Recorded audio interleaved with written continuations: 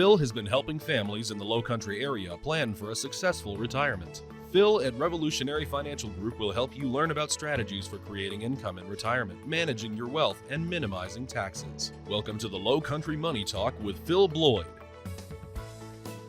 Inflation has become a major concern for people preparing for retirement. Inflation never sleeps, it just keeps going, and it can make it more difficult for you to be able to afford your way of life in the future. No matter how much or how little you have, inflation impacts everyone. And on the show today, we'll tell you why you shouldn't ignore inflation, how to deal with it, and live the retirement you've worked so hard for. We're so glad you're here with us today. I'm Jen Rezac. I'm joined by Phil Bloyd with Revolutionary Financial Group. We'll get to this inflation topic, and we'll also tackle some of your biggest retirement questions. So, Phil, going to be a great show today. We have a lot to cover. So glad to be with you again. Glad to be back, Jen.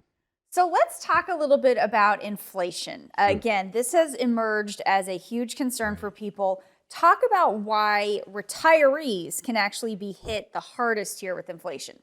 Well, because their income's already saved up, they're not adding to it. So anything that they need to take out of, say, an IRA, because they have to pay more for groceries, eggs. We had a big egg problem, right? It's kind of settled down. $6 for 12 eggs or whatever. Right. So with them, they have limited resources. So inflation, if we think of it, is a huge tax. Okay. We notice that if we want to buy a mortgage, instead of paying 3% interest, now it's almost 7%. Yeah. You know, so that doesn't affect retirees as much. But buying things such as food, everything is going to cost more and usually get less of it. Right. You know, if you haven't noticed, most of the items you buy now, they're smaller and you're paying more for them. So it's like, you know, you got this psyche, it's like, well, it doesn't cost that much more, but you're not getting as much of it. But if I take money out of my IRA, I have to pay taxes on that. So if I have to take out an extra 10% because of inflation, well, I'm going to pay, you know, that 10% I take out may be 12.5% because of taxes. Right. So the resources aren't going to last as long that way. Right. So it's a big thing. And when you look at what retirees are spending money on, you might say, well, the kids are out of the house, so I'm buying fewer groceries, or maybe I'm not going to need to buy a new car. But what about things like healthcare costs? We're going to see inflation there, and some reports say it's even higher in healthcare, right? Through the roof. Everything is, you know, and I still do have a lot of people buying new cars, and they're like, hey, I want to take, you know, $50,000 out of my IRA to buy a car. And I'm like, okay, that car is going to cost you maybe $57,000. Right. Because you had to pay taxes on that withdrawal that you're taking out. So I'm like, maybe we don't want to do that. You know, or maybe want to spread it out or something. If you can get a new car. Yeah. You know, depending on your taste, they're not available, you know, like they used to be. So you might have to wait longer and all these things. But inflation, especially when it was 9%, it's 4%. But then you also have to look at what the Federal Reserve is doing to offset that inflation. So they're raising interest rates. And you're like, well, it's great. I'm getting, you know, 5% on my CDs or whatever. Go back to the 80s when Ron Reagan was president. People would sometimes remind me of that. And they're like, oh, I was getting double-digit return on my CDs and stuff. And I said, yeah, but inflation was so bad and taxes were so high, even though you were getting double-digit returns on your CDs, you were actually losing value because of the taxes and the cost of everything. So even though, you know, the Fed's raising rates and you're getting higher interest rates, you're spending more for everything. Yeah. You got a 9% raise on your Social Security. Well, I'm sure Amazon appreciated that, right? Because you're buying maybe more stuff from them, but that 9% is not enough to cut it when meat's up 25% or something like that. Right. So it's a real problem when you're on a fixed income or you've set aside, but also when your money's been deferred and you have to pay taxes to get that dollar. It's not really worth a dollar. Right. Many times I'll ask people, Jen, I said, okay, let's take a look at the buckets and let's figure out what your dollar's worth. So if I take $1 out of bucket one that's taxed at capital gains rate, let's say that rate is 15%, what's the dollar worth? 85 cents. Yeah. So I'm like, okay, let's move to the next bucket. If I take $1 out of this bucket, now this isn't counting inflation, this is just tax. You can add inflation to it and it's worth even less. Gosh. So then you take $1 out of the middle bucket, which is income tax, and let's say that dollar you're paying, say, 24%. Okay. So it's like, okay, I'm gonna take $1 out of this bucket. What's that worth? Well, it's in the 70s. Yeah. So it keeps going down. And then I'm like, well, my favorite bucket, and when I take $1 out, guess what it's worth?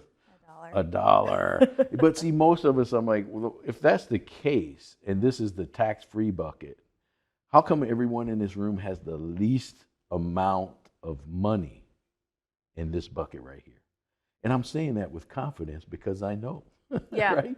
And they're like, huh. And I'm like, every one of you raised your hands in the beginning when I asked, how many in this room think income tax rates will go up, income tax rates in the future? Everybody raised their hand. Yeah. So, well, obviously, you want to have more of your money in the bucket with zero tax, so it's worth $1. Right. Right? Right. How come you don't? In the Marines, we make a plan, okay? So there's a lot of things you can do when you make a plan. One, it alleviates stress because I already have a plan. Oh, this happened. Okay, well, we have a plan for that. I don't know how. Phil talked about that, you know. So we lower the stress by having a plan. We expect taxes to go up. So when taxes go up, they're like, oh, yeah, that's why I'm moving more of my money over this way. You know, we hate income taxes.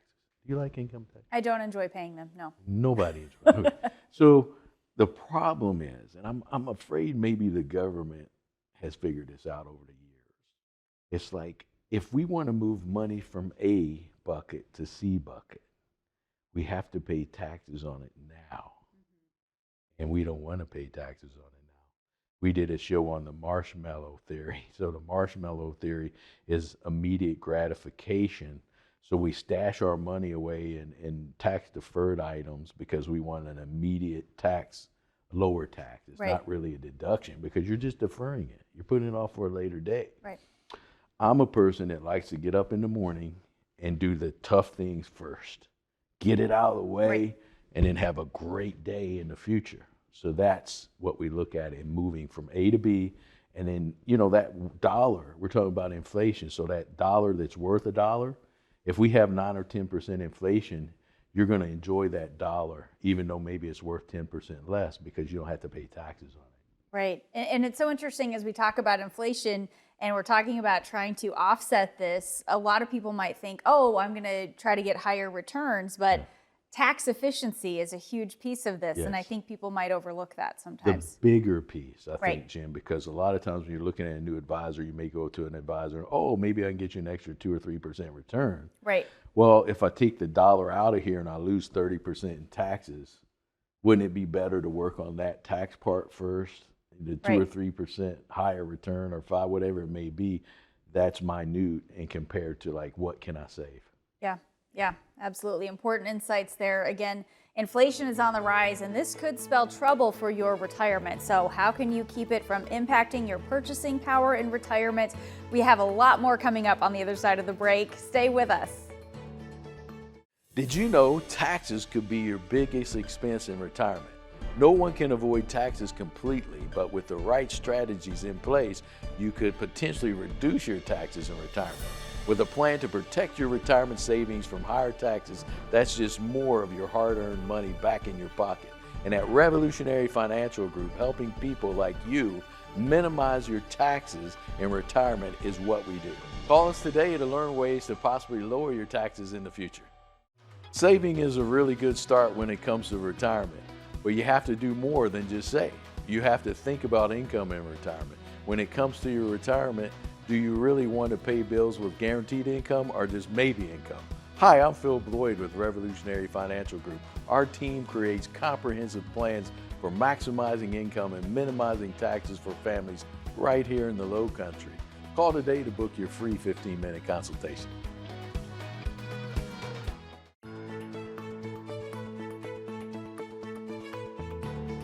Thanks for joining us today as we talk with Phil Bloyd of Revolutionary Financial Group. And Phil, we've been talking about some of the challenges that people need to prepare for as they get ready for retirement.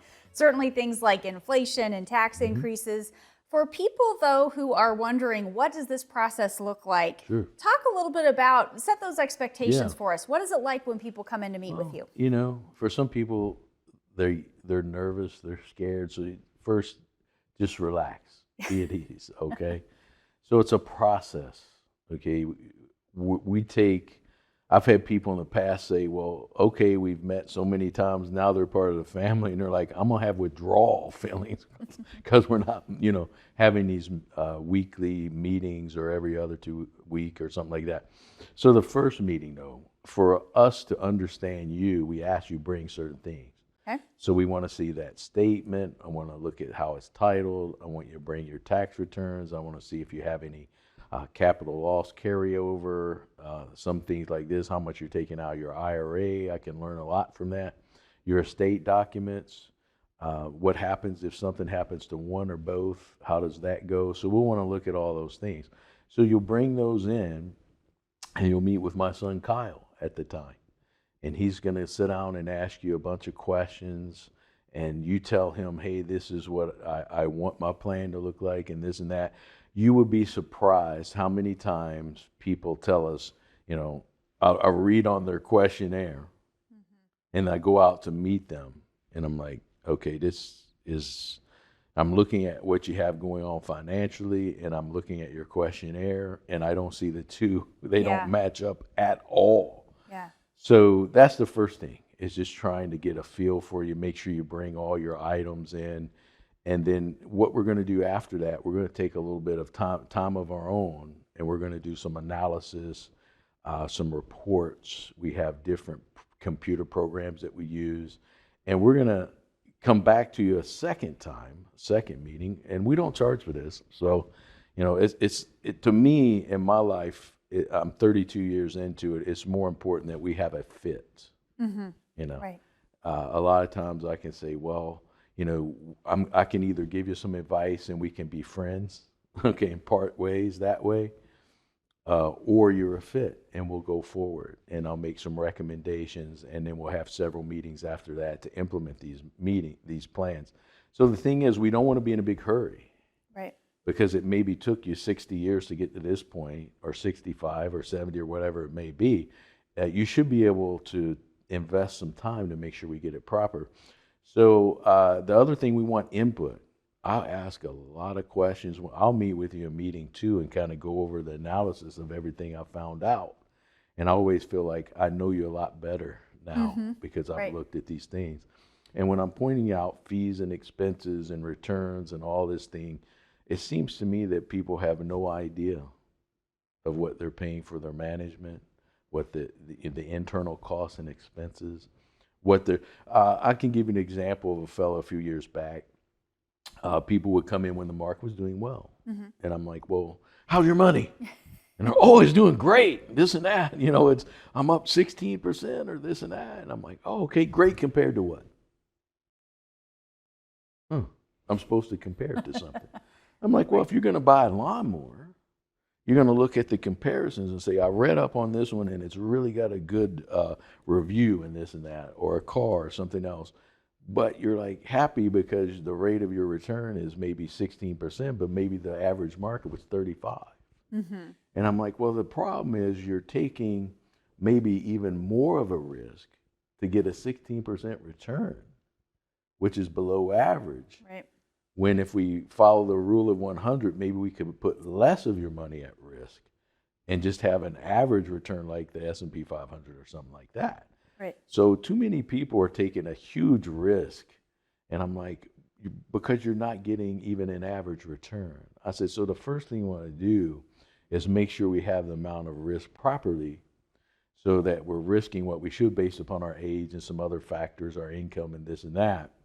And then if we need to increase the risk or something, fine. But you've never had a taste yet of what just basic returns are. Right. Because you're below average on your returns. I don't know about you, but how many people do you think get up in the morning and say, oh, oh, I'm going to go out today and be average. Right. It doesn't happen. Yeah. But yet, of course, we don't want to be below average. Right. But yet, that's what I'm looking at. Yeah. So that's a problem. That's got to be eye-opening when people go in. So you have this conversation, you're gathering all of this information, then we're starting to analyze, maybe look for some weak spots, maybe look for some areas of efficiency. What happens next? Well, most people, it does open their eyes. Yeah. But some people don't want to know. They don't want to hear it. Yeah. You know, I've had a few people, you know, and that's where we may part and just be friends. And I'm like, look, I'm not trying to criticize you, but I'm doing the analysis work that maybe you've never had in your life. And it's not going to be a good job for you if I just say, okay, you're doing. I had one person came in one time and they said, hey, I went and saw this person down the street and they said, okay, I'm doing fine. I just need to make a few tweaks here and there. I said, you're below average to market, so I don't know how you're doing fine. You know, so we need to make some changes here. So, you know, sometimes people, I find that most people are accepting of it, but also it's like, we're going to take time. We're not going to rush this. I don't want to rush. I'm not in a big hurry. Been doing this a long time. I don't want to be in a big hurry. We want to get it right. So occasionally I have people say, can you get going faster? And it's like, okay, I'll try. But I don't want to, you know, I want to take the time, because if you don't take the time to get it right, that same person that wanted you to speed it up, they're going to come back a few months from now, and you're going to have to go over that again with them. Right. See, because they got it going too quick, so they didn't keep up with it. So it's like, we're going to spend the time to get it right now. Yeah. So most people are willing to spend that time to get it right. Yeah. You know? Don't be in a hurry to get it wrong. No, don't be in a hurry to get it wrong. I like that. Yeah. Well, thank you. You know, the other thing is, so many people have probably been working with different types of financial professionals, not necessarily somebody who spends their time helping people with retirement. Just like your granddaughter sees a pediatrician, right? But she won't her whole life. At some point, she'll see a different doctor, and we understand that in the medical field. We don't always understand that when it comes to the financial side of things, and I think that's another important part of that. Great point. Yeah. So what I have is when people come in, or when I'm talking to them at an event, I'm like, are you still doing financial planning? Or are you doing retirement planning? And they raise their hand. I'm retired in 2 years.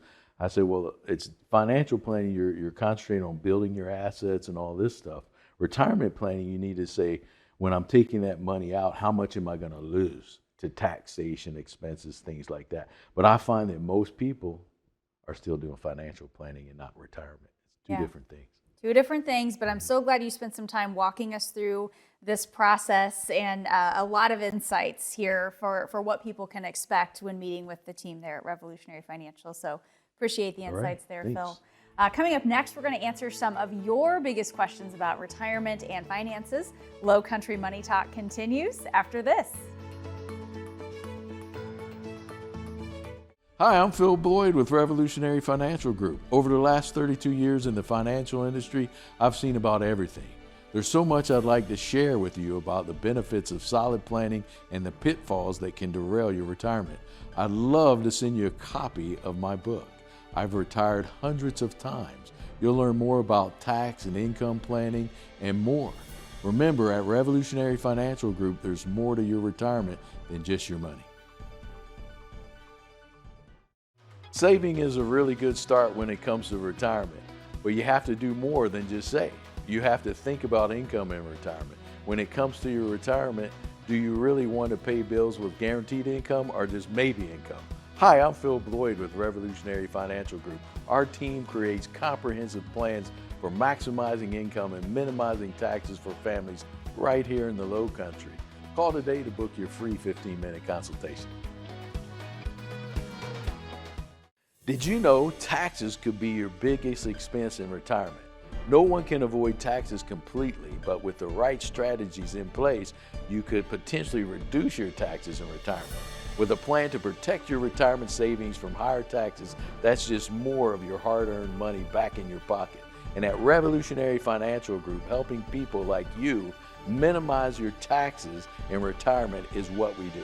Call us today to learn ways to possibly lower your taxes in the future.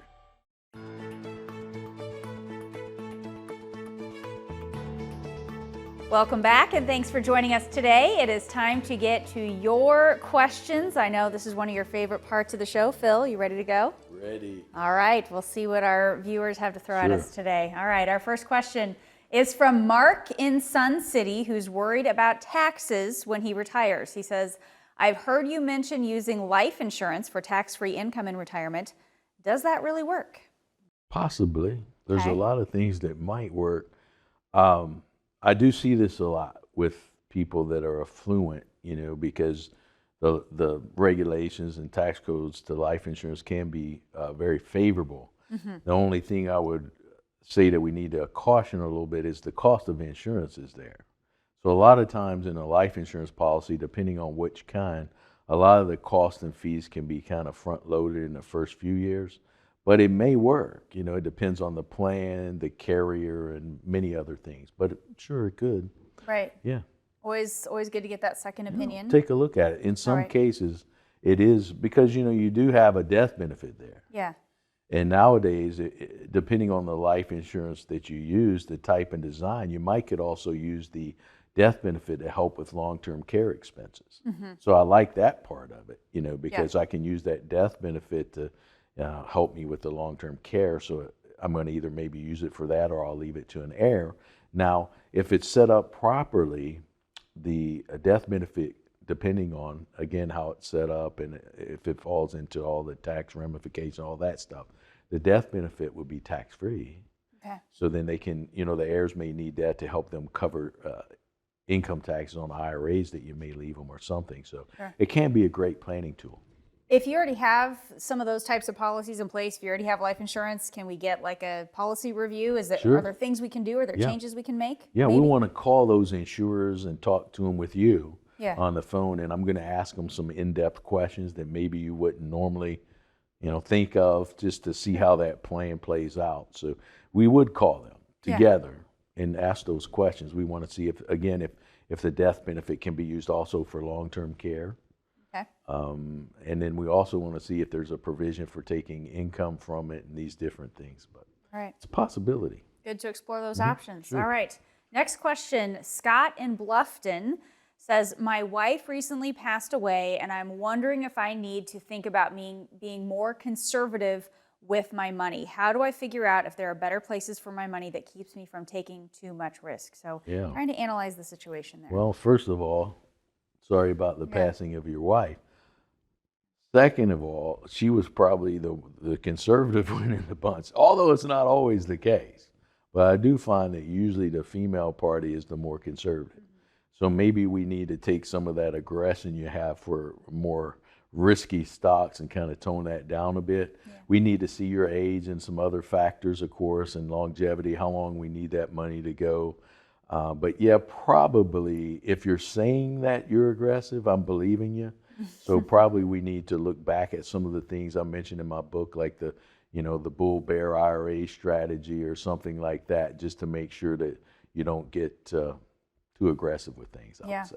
Good to get those questions answered for sure.